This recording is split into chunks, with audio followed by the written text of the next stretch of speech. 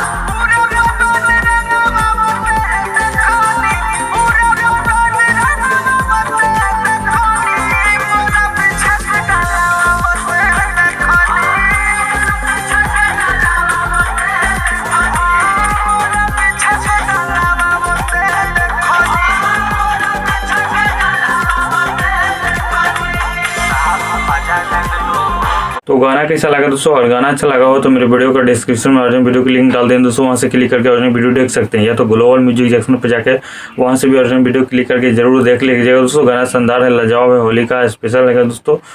और बाकी वीडियो अच्छा लगा दोस्तों तो मेरे भी चैनल को सब्सक्राइब कर दीजिएगा, लाइक कर देगा दोस्तों। थैंक यू सो मच दोस्तों।